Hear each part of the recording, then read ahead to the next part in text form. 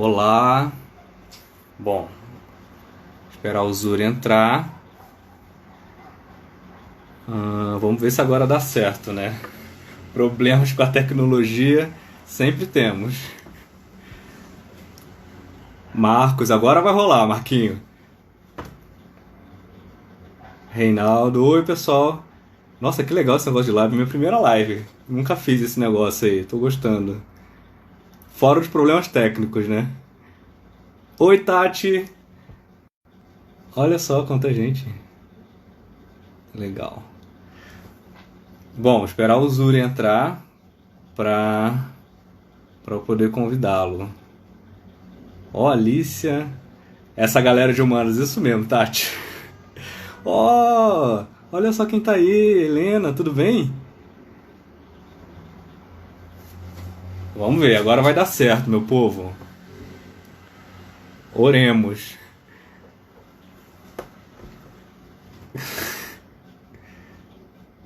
Cadê o Zuri?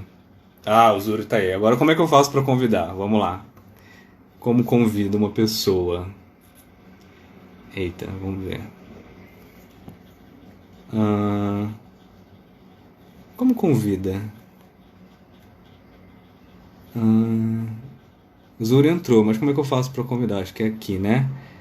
Fazer uma transmissão ao vivo. Vamos lá, Zuri. Foi. Acho que vai dar certo agora. Cadê? Agora sim. Ah, meu povo! Agora vai dar certo, hein? Tô sentindo. Peraí que eu vou só pegar o negócio agora. Já Pega que você lá. me convidou. Agora vai, meu povo. Tenhamos fé. Agora sim. Agora sim. Aí que é o seguinte. Bom, então, e aonde a gente tinha parado? Acho que vamos ter que voltar, né? Vamos ter que voltar um pouco, porque Será? entrou Vai ter mais que voltar gente. tudo? A gente Não, já mas eu tava acho falando. só que Diga, vamos desculpa. falar um pouquinho da poética e dos livros. Vai para os livros, né? Já que já Tá, estamos falando beleza. deles. Bom, só para atualizar para quem perdeu aí um pouquinho do que a gente falou no vídeo anterior, antes do nosso problema técnico, eu estava falando sobre.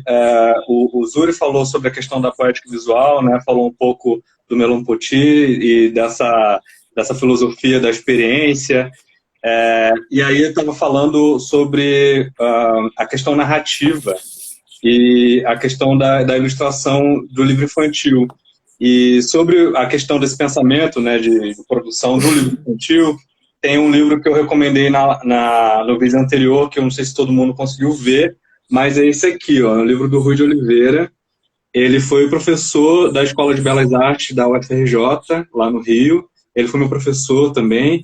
É, ele é um cara que tem aí uma bagagem enorme no que diz respeito à ilustração, à animação, né? E ele fala uma coisa muito interessante sobre essa coisa do que você comentou, que eu acho que complementa isso que você disse na fala anterior, que é sobre a preocupação de muitas pessoas quererem fazer do desenho um espelho do mundo, né? Como se o desenho tivesse só a serviço da descrição do mundo. E aí ele fala que a ilustração, uma boa ilustração de um livro infantil, ela não é um espelho, ela é um prisma. E eu acho super legal, né? Se a gente pensar que a diferença de um espelho para o prisma, né? Então, se pensar o prisma é algo que ele vai absorver uma energia, né? Uma luz específica e vai projetar outras. Então, acho que o desenho ele está a serviço dessas muitas projeções possíveis, né? E o campo da poética atua nesse sentido no desenho. Acho que é mais ou menos isso, né? Quero falar depois umas outras coisas também sobre esse livro, que ele é super interessante. Não, eu acho esse livro, aliás, eu sou fã do Rui de Oliveira, né? Eu acho brilhante. Só para te falar uma coisa, o pessoal tá pedindo para você mostrar o livro de novo porque não deu para marcar. Então, eles querem marcar o nome, se você puder é, falar de novo ou escrever Tá, eu o livro vou. O depois. nome do livro é Pelos Jardins Bóboli, do Rui de Oliveira. Quem quiser pode me adicionar no Instagram e quem quiser o nome de algum livro que eu citar aqui ou de algum artista que eu citar, pode me mandar também por inbox que eu respondo, tá? Eu acho que fica até mais dinâmico para a gente conseguir dar conta de todo o assunto que a gente tem para falar. E aí, quem tiver dúvida e quiser os nomes e não conseguir anotar conforme a gente vai falando, eu posso também mandar por inbox, né? Não sei, uma opção. Eu acho até mais fácil. Eu acho que no final, depois, quem quiser, a gente manda as referências. Sim. Tá? Eu acho que vai ser muito mais Sim. tranquilo. É porque também mostrando assim, ele fica invertido, né? O nome do livro, a câmera Sim, é o que inversa, está né? todo mundo falando. Eu não sei, cara, eu sou uma mula para essas coisas, então eu não vou nem me atrever a falar, faz Somos isso, dois. porque eu vou dar. Mas eu Somos dois. acho que é um pouco isso. Eu acho que ele não. As práticas poéticas, ela não tem essa ligação se ela é para a ilustração, para as artes plásticas, enfim. É a forma como a gente encara o mundo, né? Aquela linha entre o seu olho e a linha do horizonte, há inúmeras entrelinhas entre esse, né? Então nesse percurso. Então, portanto, você não capta tudo, né? Mas você vai navegando por ela, né? Quer dizer, como fazer um sobrevoo por toda essa paisagem que você está dialogando.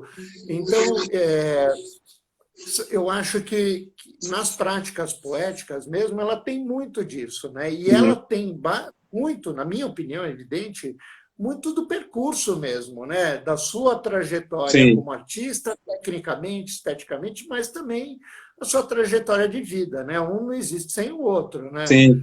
E Então, muito do que você absorve do mundo também, né, Zuri? Porque Perdão. do que você absorve do mundo, né? O desenho está muito ligado a isso. A sua experiência enquanto indivíduo sensitivo, né? Enquanto um indivíduo capaz de sentir o mundo antes mesmo de tentar entendê-lo racionalmente, né? Como é que você percebe o mundo?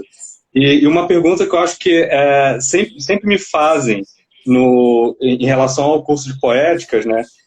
Se é preciso saber desenhar, né? Eu ouço direto essa pergunta e ela é um tanto quanto um ponto aí de discussão e em alguns momentos até um ponto de discussão bem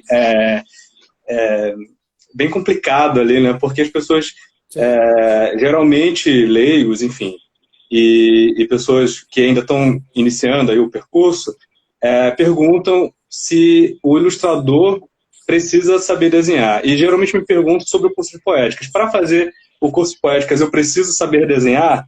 Bom, eu acho que antes da gente responder essa pergunta, eu gosto de responder com uma outra pergunta, né? O que é saber desenhar? A questão é essa, assim. O que é saber desenhar, né? Como é que a gente alcança esse status de agora sei desenhar? Eu acho que você, provavelmente, como professor, deve ter presenciado muito isso. Existem inúmeros métodos de desenho que acabam, cursos, né, enfim, metodologias de ensino de desenho, que acabam direcionando o aluno para uma determinada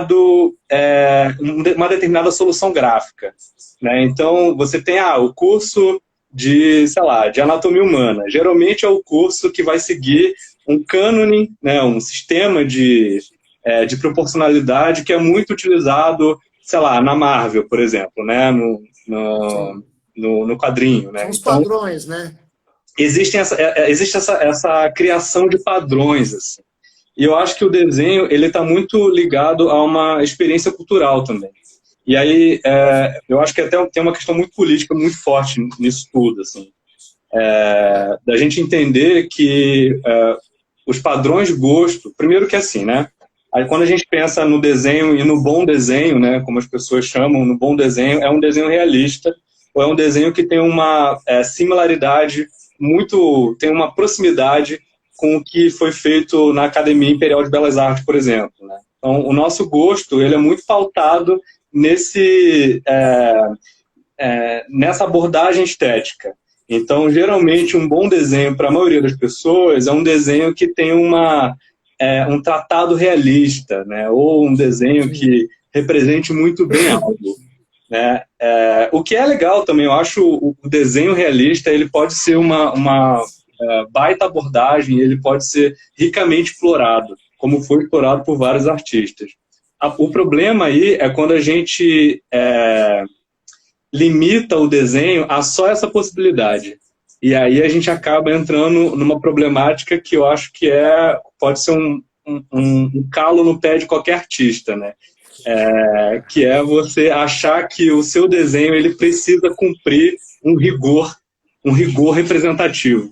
E não é bem assim, né? Se a gente pensar, Não, eu posso propor experiências estéticas riquíssimas, sem ter que desenhar e descrever realisticamente alguma coisa. Eu posso propor uma experiência estética utilizando apenas cor, né? E a cor puramente.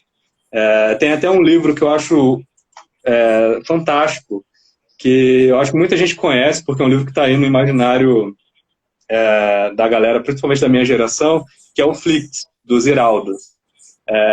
Ele ilustra esse livro, ele não desenha nada no livro, não tem desenho, não tem personagem. O livro foi todo ilustrado com cor. E ele é altamente narrativo, e ele é uma baita de uma experiência, assim. Então, acho que muitas pessoas aí devem conhecer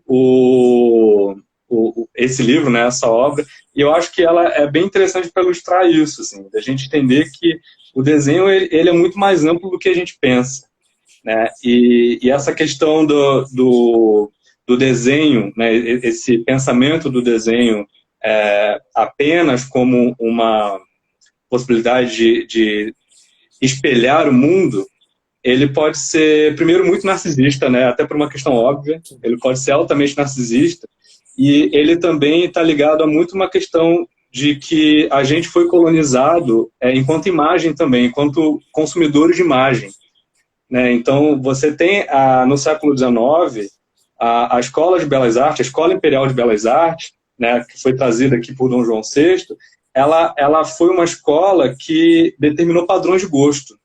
E a gente ainda está tentado a achar que esse padrão é o mais adequado, é o mais correto. Tendo que você tem, dentro do Brasil, você, sei lá, pode ter uma produção artística, uma produção gráfica riquíssima, sei lá, numa etnia indígena, sei lá, num canto do Acre, sabe? E a gente não conhece isso. A gente não estuda isso. E é engraçado que são normas de comportamento que é extremamente opressor isso, né? Sim, Achar que o totalmente. desenho se cabe exclusivamente para o academicismo, que não existe os experimentos, né? Que você é obrigado a seguir um padrão. Sim, E sim. isso não é só no desenho, é na arte de uma forma geral, né? Aliás, Hitler usou bastante isso, né? É bom lembrar, né? A Vamos lembrar, padronização, né? Isso é um problema gravíssimo, né? Então, mas eu concordo plenamente contigo. Continua. E é até interessante isso, Luiz, até porque eu vou até mudar um pouquinho o foco, mudar um pouco o foco, não. Para a gente ter uma noção até do que você está falando, seria interessante você também falar um pouquinho da sua trajetória. Eu explico por quê. Porque saber como essa linha de pensamento é agregada à construção do Luiz como artista, né? Então, saber um pouquinho da sua trajetória seria legal, para as pessoas conhecerem também, saber como se deu essa construção. E aí? Vamos lá. Estou nem aí. Bom, acho que seria interessante também ouvir a sua trajetória, até porque ela é muito mais longa que a minha, né? A minha é bem recente. Você está me chamando de velho, já começa a aprender. Não, mas não era a intenção, mas... Tudo bem, já entendi. Já é sim, mas tudo bem. Não era a intenção. Mas, bom, assim, né? Eu acho que, antes de mais nada, acho que criar um ponto de diálogo entre a minha trajetória e isso que a gente acabou de conversar, vale dizer que a minha experiência como ilustrador, né, eu sou ilustrador, e a minha experiência como ilustrador de livro infantil, infanto-juvenil, é bem recente. Eu não tenho muitas obras publicadas. Eu comecei em 2017, eu publiquei minha primeira obra, e depois ilustrei trabalhos de outras pessoas, mas antes disso eu tenho a formação na Escola de Belas Artes, né, no curso de gravura, que muita gente acha que não existe, mas ele existe. Ele sobrevive a duras penas na Escola de Belas Artes, mas está lá firme e forte. Sou também sou bacharel e sou licenciado também, né? Tenho uma experiência com educação formal e mais, assim, a minha experiência maior mesmo é com educação não formal. Então, eu trabalhei com arte e educação em museu e centro cultural e como professor de desenho, né, no Guará. E aí, professor de desenho, poéticas visuais, enfim. Então, a minha experiência como educador, ela está ligada diretamente à minha experiência e ao meu fazer artístico, né? Então, eu considero que o meu fazer artístico, apesar da minha pouca experiência como ilustrador de livro infantil, juvenil e infantil, o meu fazer artístico, ele transcende essa minha experiência como ilustrador de livro, né? Então, acho que todos nós temos a nossa produção pessoal, né? Que seria a produção pessoal, aquilo que você desenha e estuda ao longo do seu percurso ali como artista, enfim.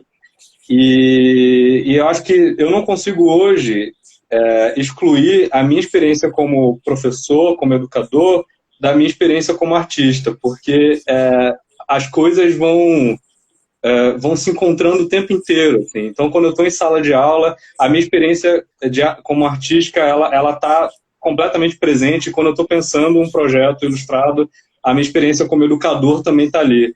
Porque eu estou pensando a imagem para alguém, né? Para algum serviço, para algum fim. Então, tentar trazer uma experiência mais rica possível, né? De acordo com o meu acervo, o meu arcabouço, o que direciona o meu trabalho. Então, ela está ali intimamente ligada.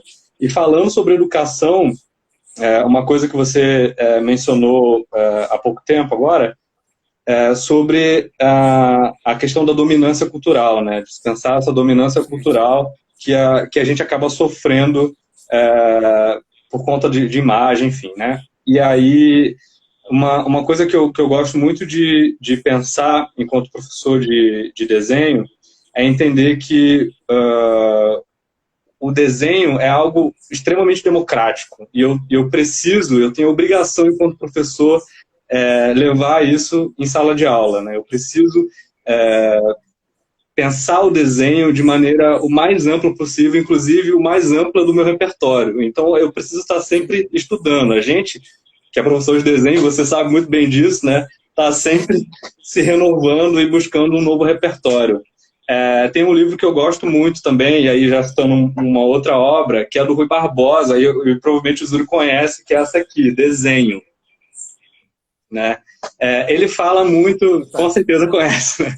Ele fala muito de como o desenho pode ser enriquecedor no campo da educação. E eu utilizo isso o tempo inteiro no meu trabalho.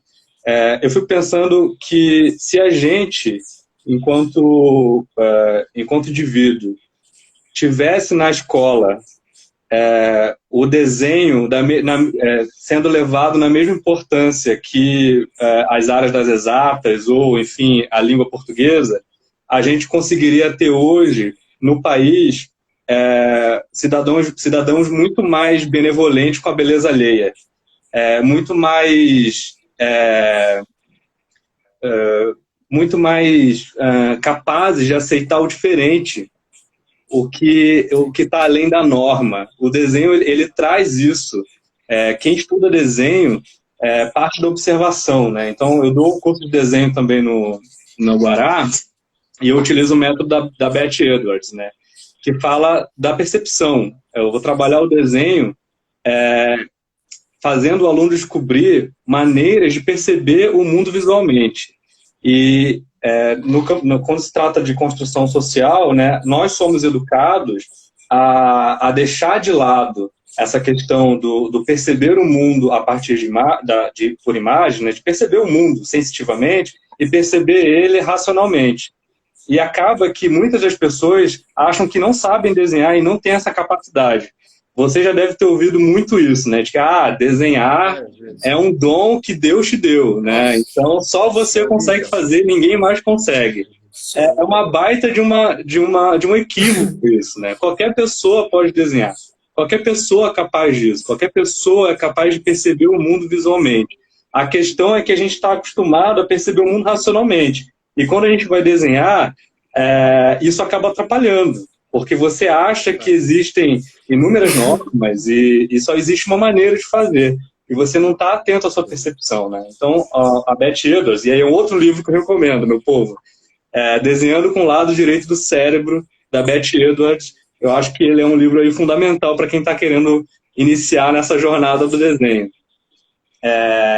E aí eu acho que essa questão da educação ela está muito atrelada dessa educação que, falando do déficit da educação, né, e nessa crise que a gente vive hoje na educação do nosso país, eu acho que ela também está muito atrelada da gente estimular no aluno a questão sensitiva, né, de estimular no ser humano, no indivíduo, a capacidade de sentir o mundo e deixar se modificar a partir dessa experiência, né? Então, não é só, o indivíduo não é só feito de conhecimento, o indivíduo é feito de experiência também, né? E a experiência está no campo sensitivo.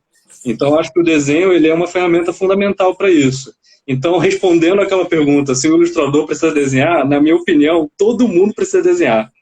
Todo mundo pode desenhar. Eu acho que isso faria das pessoas criaturas muito melhores, assim. Sim. Aliás, o tratado do Ruskin e do Rui Barbosa era exatamente esse, né? Que todo trabalhador, indistinto da sua profissão e sua área de atuação, desenhasse, conhecer a si e ao outro através do desenho. Até por conta disso mesmo que você está falando. O desenho é sentimento, né? Ele mexe com essa parte que a nós custa muito caro, né? E é importante, porque a gente passa a criar empatia pelo outro, a sentir como o outro sente. Eu acho que o desenho ele é agregador, ele tem um fator agregador. E exatamente, e volto de novo, a mesma coisa que você disse. Quando me perguntam, Zuri, o que é um bom desenho? Eu falei, depende, cara, isso não existe. Um desenho é um dom. Eu falei, isso é muito romântico para o meu gosto, cara. Eu acho que ele tem que ser coerente com aquilo que você acredita, as correções técnicas, evidente, é uma outra história, mas o desenho é muito mais do que isso, muito mais do que um academicismo propõe, ou do que... Não existe padrão, né? Uma das brigas maiores é que fala a padronização para qualquer coisa, ainda mais na arte, ela é pior. Dentro da ciência exata, talvez ela seja até fundamental. Necessária, né? Exatamente, mas para nós é o inverso, a gente tem que transgredir, né? Aquilo que a gente falou do espelho, né? O espelho reproduz essa imagem míope, mas o que está atrás dessa imagem míope é o que tem que ser dialogado também, né? Que pode também ser dialogado. Nada contra a pessoa fazer a reprodução, sim, mas, de novo, ele volta a um olhar e interpretação pessoal, né? O mundo como representação sua. Tem uma coisa, né? Tem uma frase que eu queria falar de um artista que eu gosto muito, que é a do Toulouse-Lautrec. Eu até anotei aqui na minha janela, eu coloco o roteiro aqui na minha janela para eu lembrar das coisas, porque a minha memória é horrorosa, assim, então eu deixo tudo aqui colado.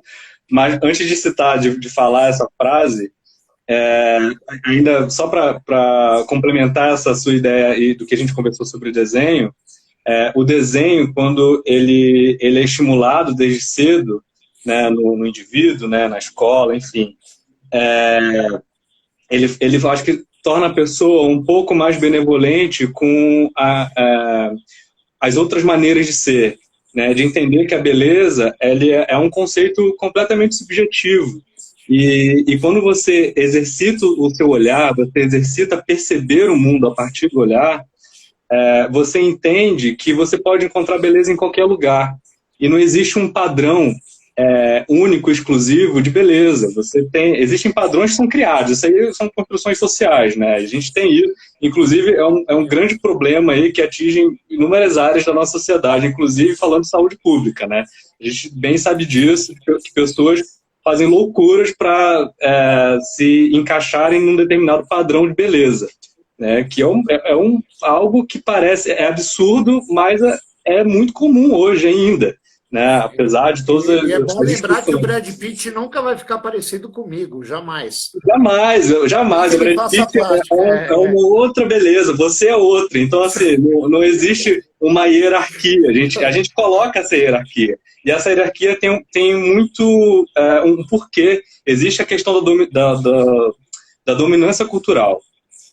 Fomos colonizados a partir de imagem, né? Volta a falar isso. E fomos, de fato. O nosso ideal de beleza, ele ainda está muito próximo do que seria o belo europeu, o belo grego. Né? Então, eu acho que estudar desenho te faz fugir dessas armadilhas.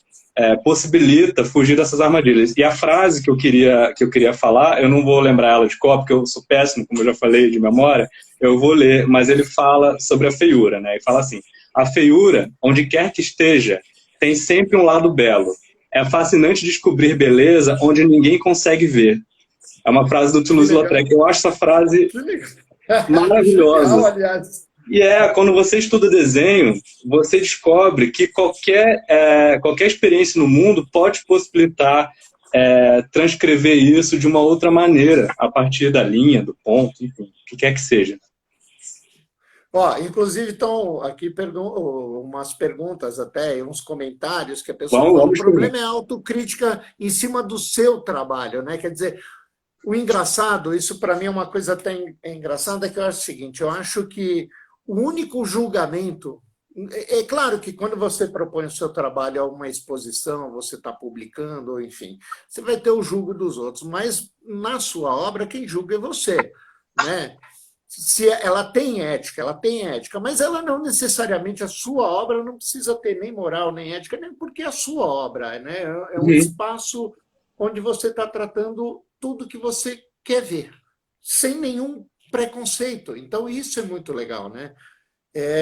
Então, todo artista tem uma autocrítica grande, né? Eu não conheço artista, por exemplo, se alguma obra vem para eu retocar, me mandam para eu retocar, minha vontade de rasgar e jogar fora, fazer outra. Peraí que eu te dou uma nova, essa daí não. Né? Eu acho que é Entendo. isso, até porque o nosso procedimento ele vai dando ao longo do tempo, você vai falando, puta, né, eu não teria feito daquele jeito, teria feito do jeito diferente. Né? Eu até queria, inclusive usando do seu gancho, vou pegar uma frase que eu gosto muito aqui, que é do André Marchand, que eu acho muito legal. E ele fala sobre o evento da natureza. Ele fala: eu estava ali, escutando. Penso que o pintor deve ser traspassado pela natureza e não o inverso. Espero estar interiormente submerso, sepultado. Pinto talvez para surgir. Então, Uau. eu acho que, mas é um pouco isso mesmo. A gente Sim. pinta para surgir. Os padrões estéticos, morais, tal, eles encaixam porque é você que está fazendo, então dentro do seu Sim. conceito ele está entrando nisso. Mas no Uhum. restante, o julgo é seu. Então, com relação à autocrítica, que bom que todo artista tem autocrítica, isso é fundamental, é o que pede a arte, que a gente Uhum. pense, né? E eu queria aproveitar um outro gancho que você deu agora, que eu acho que é isso, né? A gente vai. Eu tenho o roteiro, mas Sim, é tão sim, boa, sim. esse assunto Manda é tão ver, manda legal ver. que a gente vai. E ele vai puxando, né? Vai ramificando para Sim. outras questões, assim. Sobre essa frase que eu achei bárbara, que você citou agora, tem uma outra frase que eu gosto, que é de um artista que você já citou no início da live, que é o Paul Klee, que é maravilhoso. Maravilha. Não sei se a galera conseguiu ver a exposição dele no CCBP, que teve no final do ano passado, se eu não me engano. Foi maravilhosa. Enfim, é um artista incrível. E ele é o cara da experimentação. Ele foi o cara da experimentação do desenho. Assim. Ele não se limitou ao desenho realista que ele dominava maravilhosamente bem, que ele dominava principalmente no início da carreira, mas que ele foi tensionando isso ao longo da produção dele inteira. E a frase que ele fala, que eu acho que complementa muito bem isso que você disse, é o seguinte, né? A arte, ela não reproduz o visível, ela torna visível. Então, Exatamente. é muito legal como você, enquanto artista, produtor de imagem, pode proporcionar ao seu público uma experiência que transcende a realidade. Você pode utilizar a realidade a seu favor, você pode fazer um desenho super realista, mas você pode transcender essa experiência. do real, assim, né? Porque é uma outra coisa você pegar um desenho, né, e desenho, sei lá, de uma flor, por exemplo, e você tirar uma foto dela, né? Existe ali existe um gap que faz com que essas duas linguagens elas possibilitem experiências distintas. Então, eu acho que essa frase aí que você disse, essa frase do Klee, encerra esse assunto assim, maravilhosamente bem. E você tem toda a razão, porque essa é a grande dificuldade da gente, né? O problema é quando a gente o seu desenho ele vai ficando cada vez mais rebuscado e ele vai melhorando sempre ao longo do tempo para você, né? Evidente. Mas ele não faz a obra também, só ele faz a obra, né? Se não tiver o que contar, é um complicador. Agora, por isso eu acho também a questão do bom desenho, o mau desenho, isso para mim é irrelevante, né? Eu acredito nisso. Eu acho legal que mantém esse procedimento e as técnicas, experimentações, ela é fundamental para o crescimento artístico, não tem o que falar disso. Uma coisa que você falou agora sobre essa coisa da técnica, né? E uma coisa que você falou na sua live também, que foi muito legal, né? O material em si, a técnica em si, não resolve o problema da imagem. Ele não resolve a obra, né? Ele não é só isso que é feita a obra, né? Existem outras coisas muito mais importantes. A técnica é a ferramenta que você utiliza. Uma coisa que é uma crítica, na verdade, que o Rui de Oliveira faz aos críticos de arte, principalmente arte contemporânea, assim, no geral. A avaliação de arte contemporânea, segundo ele, acabou ficando muito frio, muito longe dessa coisa do sensitivo, assim, né, da experiência sensitiva humana. Tá muito pautado nessa questão da construção. Claro que não dá para colocar isso como uma regra, né? Não são todos os teóricos ou críticos que trabalham dessa maneira. Mas, de uma forma geral, ele acaba identificando isso. E aí, falando dessa coisa do artista, né, e talvez que a obra dele é muito maior do que o próprio material, do que a própria obra, inclusive, a gente não pode deixar de citar o Van Gogh, por exemplo. Né? O que seria o Van Gogh também sem toda essa narrativa por detrás da pessoa Van Gogh, né? E como isso potencializa poeticamente o trabalho dele, né? Que apesar de ter toda essa questão do sofrimento da vida dele, ele foi um artista que desenhava muito e tinha uma experiência muito aprofundada do desenho. E é isso, conforme você vai estudando, vai se aprofundando, o seu desenho ele vai ganhando mais camadas. Você vai começando a ficar mais capaz de construir camadas de significado e de experiência. Porque o desenho não é só a capa, né? Não é só a epiderme, não é só a representação. Existem outras coisas, outros fatores que constroem o desenho, né?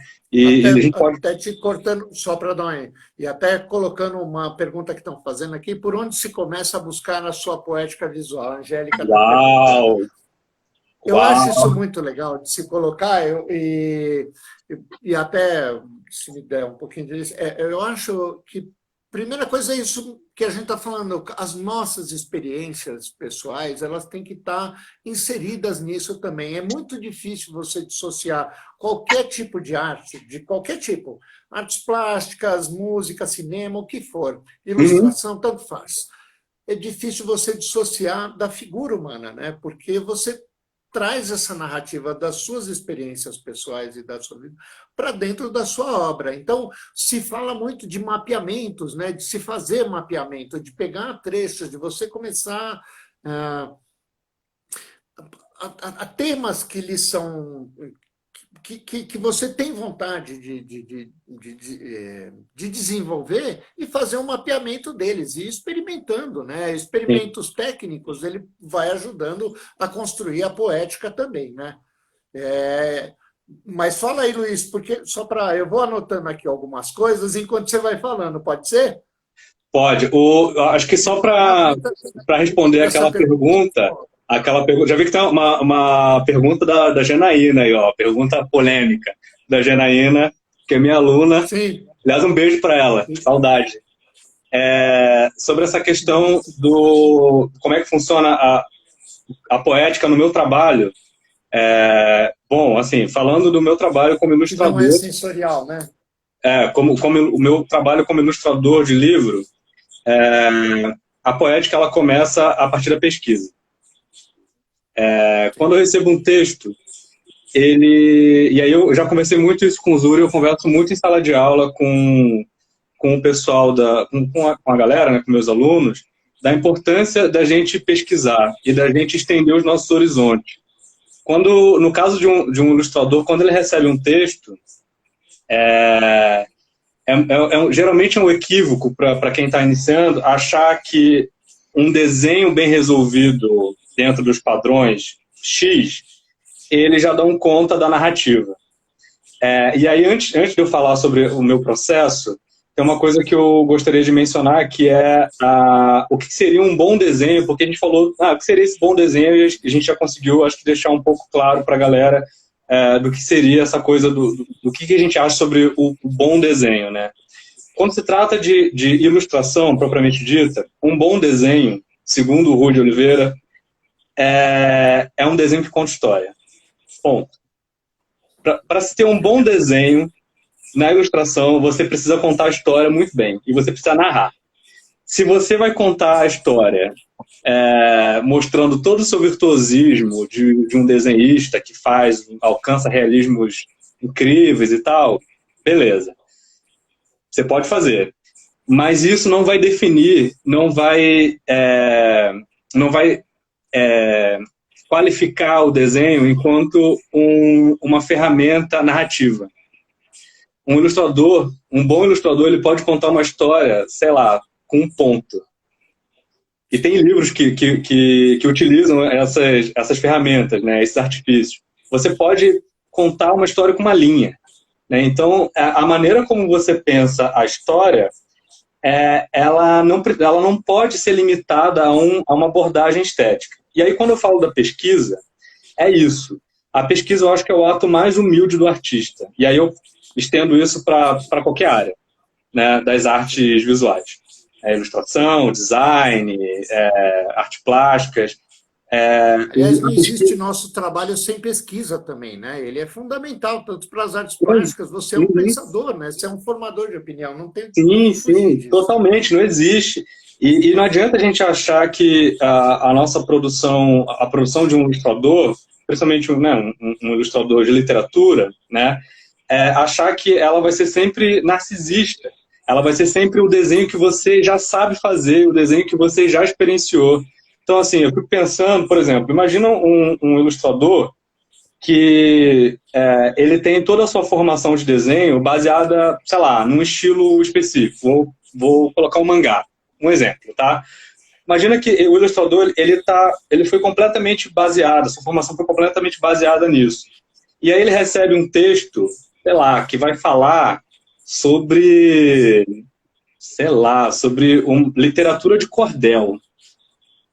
Falar de literatura nordestina, de um estado específico. Imagina se ele impor a esse tipo de literatura um desenho que nada tem a ver com esse histórico, nada tem a ver com essa cultura. Né? Você pode, se você é um artista que está disposto a se desnudar e a se curvar a uma outra forma que não a que você já conhece, você vai entender que existe uma produção gráfica, existe uma produção estética muito rica dentro dessa experiência, dentro dessa cultura. Né? Então, eu acho que, para além dessa coisa de desenhar bem ou não desenhar bem, eu acho que fundamental a pesquisa, fundamental você ter contato com um repertório diferente do seu, porque isso vai te agregar enquanto pessoa e vai te agregar muito enquanto artista, e vai te ensinar muita coisa. Então, assim, é entender que a Escola de Belas Artes do século XIX, ela ensinou artifícios e formou uma série de artistas, né, de pintores, enfim, de ilustradores, mas uma comunidade ribeirinha ou uma comunidade indígena também tem a sua produção artística, e ela também ensina. E ela é tão potente quanto essa produção que a gente muitas das vezes coloca como a melhor, como a mais forte ou a mais poderosa, enfim. Da gente entender que o desenho ele é essa ferramenta plástica que pode permear inúmeras culturas. Né?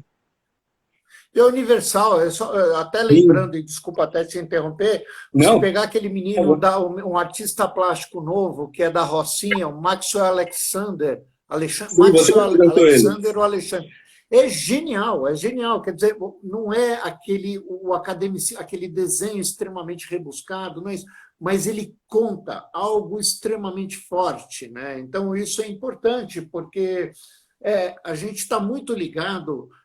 O desenho, as pessoas estão muito imaginando que o desenho é um fenômeno exclusivamente da visão, né? E, na realidade ele é, mas toda visão é um pensamento, mas ele é um pensamento condicionado, né? Ele é você está olhando alguma coisa, você está pensando, mas é um pensamento condicionado. Agora, quando você pesquisa o que você olhou, você já está criando arte, você já está tendo críticas em cima desse pensamento condicionado. E a partir daí já é um movimento de pesquisa, né? E se a gente for observar para essas inúmeras escolas enfim, e locais onde aparecem, onde tem produção artística, é onde vai enriquecendo o seu repertório mesmo, né? E o diálogo, né? É fundamental que esse diálogo exista, né? Só mais uma recomendação que eu queria deixar aí para a galera de livro. Estão tirando onda da minha cara aqui. Sempre vão tirar onda da sua cara, Azul. Eu acho isso um desrespeito. Não entendo por quê. Tinha que ser o Ed mesmo. Mais uma recomendação que eu vou deixar para o pessoal que está assistindo pacientemente essa live. Aliás, galera, obrigado aí pela presença. É um livro que, falando dessa coisa do desenhar bem, né, para um ilustrador, que o fundamental é contar a história, muita gente fala assim, mas eu não desenho nada, eu só sei desenhar bonecos de palitinho. Você já está desenhando, né? Lembrando que a caligrafia também é um desenho, né? Tem essa questão também, a caligrafia é um desenho. E o desenho, eu ouso dizer que o desenho, ele em si carrega essa característica da caligrafia que é muito pessoal.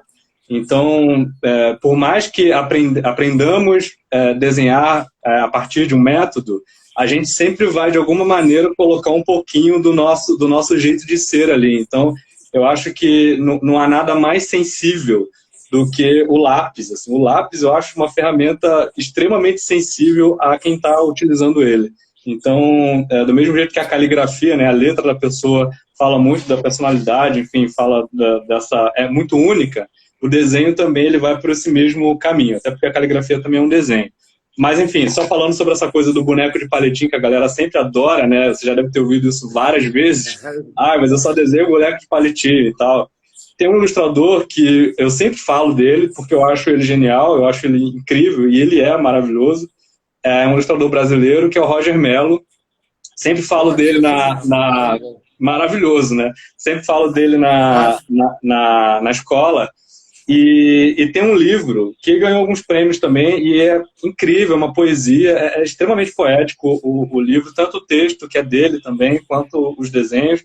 E ele desenhou basicamente com caneta Bic e boneco de palito. Então, o livro é esse aqui, ó, João por um Fio. Ele é um livro extremamente poderoso, assim, e com uma experiência assim, gráfica riquíssima, sem comentário. E tem muito a ver com o que a gente conversou no início do vídeo, né, falando sobre a questão poética, né, de como no desenho, na arte, a gente subverte, coloca esse sentido poético, subvertendo a questão da representação, por exemplo, né, de que o desenho é mais do que a representação, e no caso da poesia, né, da palavra escrita, subverte o próprio significado. Ele pode pensar no som da palavra, pode pensar no ritmo da palavra, enfim. Ele fala, o livro conta a experiência de um menino que está para dormir, né, já está debaixo da coberta, e ele vai brincando com a coberta, fazendo inúmeros desenhos, né, fazendo montanhas com a coberta, aquela brincadeira de criança, né, estou debaixo aqui, agora eu estou aonde, né? E ele vai construindo vários cenários possíveis a partir dessa coberta.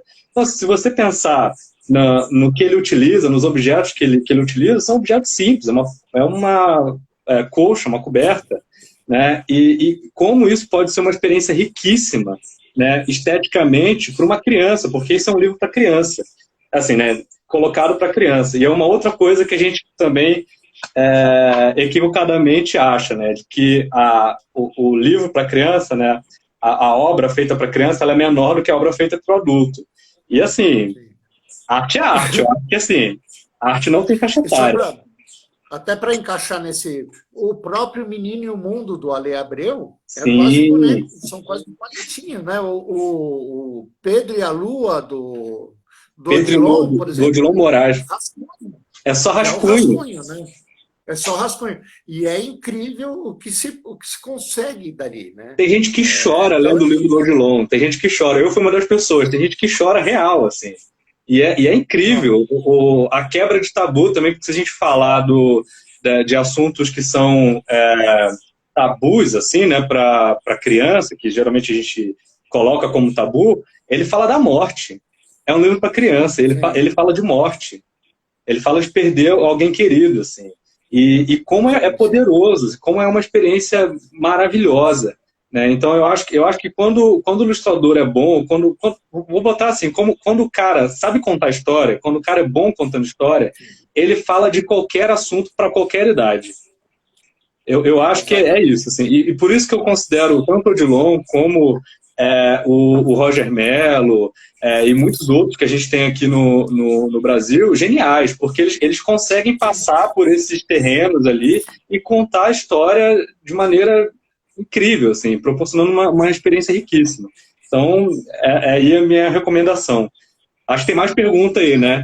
Tem a pergunta da Janaína. Olha, eu estou tentando ver aqui se alguém... O que me perguntaram foi basicamente isso, né? Por onde eu começo, enfim. Eu acho que é isso mesmo. No meu caso, particularmente, está muito ligado à literatura, meu trabalho, né? Ele tem um lado aí com os passarinhos, tal, que é uma coisa antiga, enfim, era quase uma obsessão, mas ele basicamente está ligado com a literatura. E ele parte, no meu caso, das experiências pessoais mesmo, né? Então, as minhas histórias de vida, elas acabam, de uma certa forma, vindo todas para esse universo. E eu trato muito de um estado endêmico, né? Não de um endemismo geográfico, mas de um estado endêmico, né? De sentir-se pertencente a determinado lugar. Enfim, mas o meu vai um pouco por aí.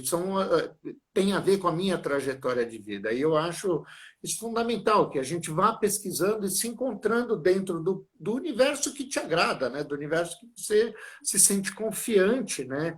E que gere conflitos também dentro Zuri, dele. alguém falou assim, Isso. quase uma obsessão que você tem por passarinhos?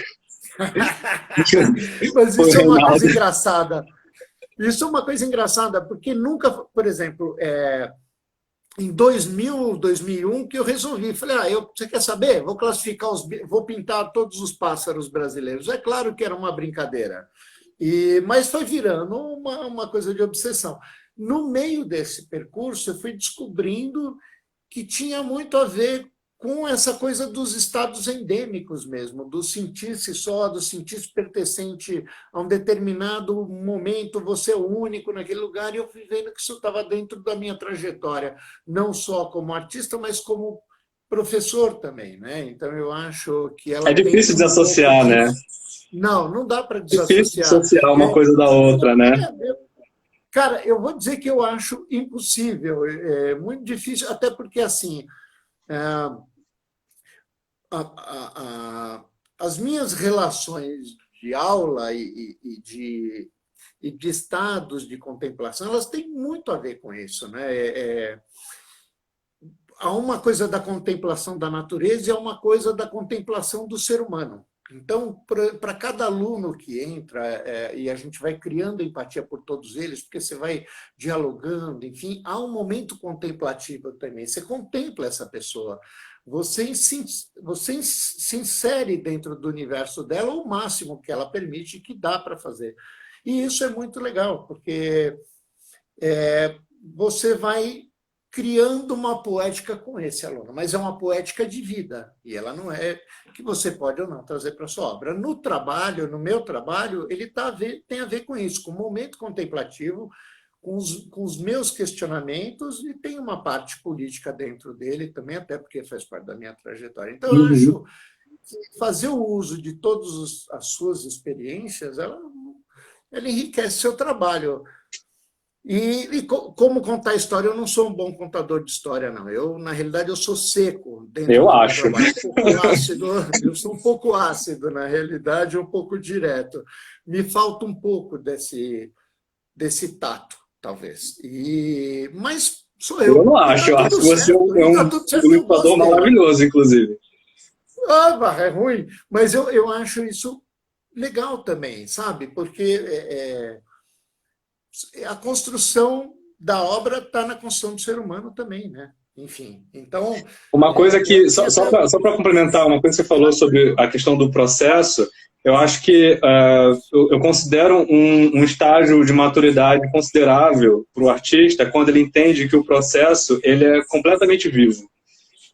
Que não existe, por mais que você pesquise, por mais que você tenha intenções com o seu trabalho, com o seu desenho, enfim, com a mídia que você escolher, o processo ele vai te dizer coisas. Eu acho que a maturidade do artista está muito ligada a de que maneira você consegue se disponibilizar a ouvir o processo, a entender o que ele está te dizendo. Porque é muito comum as pessoas acharem que assim, tive uma grande ideia para um trabalho maravilhoso. Tá, mas você já começou a fazer? Porque entre a ideia e a execução existe um gap enorme, e você com certeza sabe disso. O processo vai te dizer trabalhos a gente engaveta e depois retoma. Né? Exatamente, assim, e às vezes a ideia que está aqui, quando você coloca ela para o papel, do jeito que ela está aqui, assim, de maneira bem fria, ela pode não dizer nada, assim, ou dizer muito pouco. E eu geralmente falo com meus alunos uma coisa, uma brincadeira assim, não sejam artistas impressoras, não sejam artistas que tenham uma ideia e imprimem essa ideia. Sejam artistas que participam e que joguem junto com o processo, com o seu processo. Então, assim, não é uma coisa fria, não é que nem um computador, sabe? Tem um arquivo, aí você manda e imprime. Não é frio desse jeito. É muito mais... Eu vou só narrar um termo. Sim, fala. Eu vou narrar você está me falando uma coisa, mas eu vou narrar um trechinho aqui de um poema do Mayakovsky que chama O Poeta Operário. Eu acho muito legal. Legal. Uma hora pergunta, né? Ele fala assim, olha, penoso é trabalhar nos altos fornos onde se tempera o ferro em brasa, mas pode alguém acusar-nos de ociosos? Nós polimos a alma com a lixa do verso. E uma hora ele solta assim... que o pescador ele atira a rede, quem sabe pega sem esturjão, mas nós pescamos gente viva. Bom, partindo disso, eu acho que é o seguinte, é um pouco isso a nossa trajetória, porque a gente lança a rede, a gente não sabe nem o que a maré vai trazer para essa rede nossa, mas é uma forma de se contar, né? Você não está ali, é engraçado isso, mas você é um cara à deriva, e lança a rede esperando que a maré te traga alguma coisa. Eu acho que essas entrelinhas, o que vai vir nessa maré são as entrelinhas do nosso trabalho. Aquilo que a gente comentou lá no início, as notas surdas do nosso trabalho. A gente nunca sabe o que vai vir. Essa nota surda é o próprio artista que entende ela, que é imbuído dela, né? Ele está dentro dela, ele sabe que muitos não vão ouvir, mas em determinado momento, quando essa nota ela atinge o ouvido de alguém, você fala, putz, legal. Isso é interessante, né? E você traz isso daí. Só uma coisa importante, Luiz, antes que eu me esqueça. A gente talvez tenha que encerrar para ficar gravado. Você tem que encerrar para ficar gravado no IGTV, viu? Quanto tempo a gente tem? Que horas que nós começamos isso? Eu não sei. Ele não está sinalizando que geralmente sinaliza. Quando você encerrar, ele vai falar para você, você encerra. Ele tem que ter 55 minutos ou no máximo 1 hora. Aí você encerra e ele grava no IGTV. Sim, eu só acho, será? Eu só acho que tem uma pergunta que não foi respondida, que é da Janaína. Qual foi? Ela perguntou lá atrás, a gente acabou se perdendo. A Janaína perguntou sobre uma coisa que eu falei uma crítica do Rui, né, dessa avaliação. Do sentimento da arte contemporânea. Sim, da experiência intuitiva. Eu não estou falando da experiência que os artistas propõem assim, né, na sua hegemonia na arte contemporânea. Até porque a questão da experiência sensitiva está presente em inúmeras obras da arte contemporânea. Eu estou falando de uma questão de avaliação, uma avaliação crítica. O que vai eleger um trabalho ou outro, uma obra ou outra, eu acho que é isso que o Rui está falando, tá? O que vai eleger uma obra ou outra para uma determinada premiação ou colocar como uma obra que merece estar em evidência. Então, alguns critérios para avaliação da obra de arte, eles são muito frios e eles podem desconsiderar a experiência sensitiva ou pode condicionar a experiência sensitiva a um único indivíduo. E isso aí pode ser um tanto quanto limitador. Né? E quando a gente fala dessa coisa do desenho e do desenho que pode despertar sentimentos, existiu, por exemplo, em alguns movimentos de vanguarda, uma luta contra isso. Né? Até porque, né, optou-se por pensar o desenho de maneira mais primordial possível, né? Maneira mais primitiva possível. Então, a gente chega a isso, sei lá, por exemplo, a gente pensar construtivismo russo, ou a gente pensar, por exemplo, o trabalho do Mondrian, que vai para as formas estruturais, né, as formas elementares, que ele chama, da forma. E aí, essa questão do sentimento, ela acaba ficando um pouco de lado. A questão da ilustração, ela propõe, no início ali, que a ilustração para o livro infantil juvenil começa mais ou menos no século XIX, meados do século XIX, ela retoma esses movimentos artísticos que estão ligados com o sentimento. Porque a narrativa, ela não é unilateral, ela é múltipla. Né? Um ilustrador, ele não cria uma descrição do texto, ele cria a possibilidade do leitor se conectar com uma outra narrativa. Né? E aí que está, o ilustrador, ele não fica à sombra do texto. O ilustrador, né, o que eu considero um bom ilustrador, ele vai pensar o texto de maneira ampla, ele interpreta o texto e ele propõe uma narrativa que dialoga com o texto, né, mas que não necessariamente vá espelhar o texto, né, voltando aí para encerrar o que a gente tinha falado dessa coisa do espelho, né, e aí voltando para o que o Rui fala, a ilustração ela não é um espelho, ela é um prisma, né, então ela possibilita mais coisa do que o próprio reflexo, né, acho que é isso. Não, é isso, e é o seguinte, eu acho que a gente tem que encerrar, porque senão não vai gravar no IGTV. Beleza, vou encerrar, então, meu povo. Tenta aí. Ó, e aí, gente, vão mandando para todo mundo aí, manda as perguntas para a gente, vai mandando no próprio Instagram. Pode mandar, meu povo.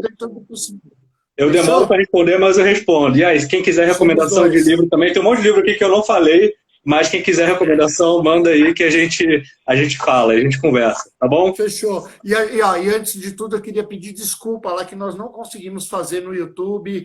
Eu acho que por ser dinossauro mesmo, eu ainda não estou acostumado, mas eu vou investigar melhor e tentar criar essa live direitinho. Mas é assim mesmo, a gente vai aprendendo. Roots. É isso, sem desculpa. Galera, um beijo, Zuri, obrigado pelo convite, adorei. Obrigado você, querido. Imagina, foi um prazer pra gente, cara. Obrigado. Eu que agradeço, sempre um prazer. Cuidem-se, meu povo. Até. Cuidem-se. Até. Beijão.